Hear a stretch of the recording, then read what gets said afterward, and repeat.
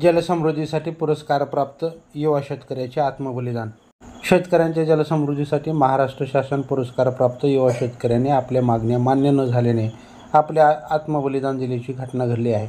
खडकपूर्णा प्रकल्पाचे पाणी अंधेरा, शिवणी, आरमाळ, गुंजाळा व मेडगाव अशा 4 तलावांमध्ये नदीजोड प्रकल्पाद्वारे सोडण्यात यावे या व इतर मागण्या मान्य न झाल्याने देऊळगाव राजा तालुक्यातील शिवणी आरमाळ येथील 2020चा उत्कृष्ट शेतकरी म्हणून महाराष्ट्र शासन पुरस्कारप्राप्त युवा शेतकरी कैलास अर्जुन नागरे यांनी आज सकाळी आपले आत्मबलिदान देत जीवनयात्रा संपवली।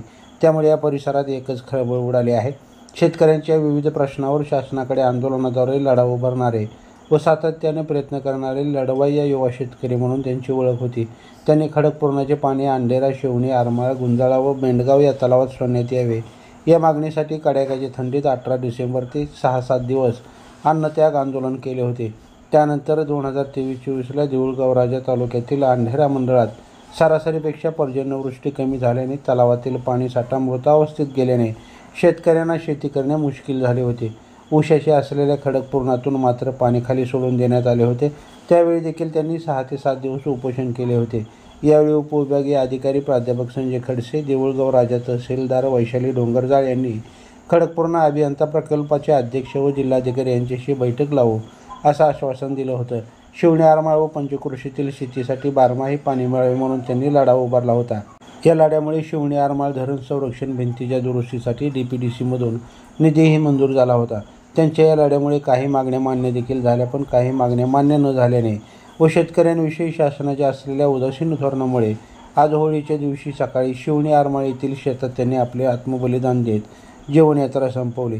शासनाच्या शेतकरी विरोधातील धोरणामुळे आपण बलिदान देत असल्याचं त्यांनी मृत्यूपूर्वी दिलेल्या पत्रात नमूद केलं आहे। या धक्कादायक घटनेने खळबळ उडाली व शेतकरी वर्गातून संताप व्यक्त केला गेला।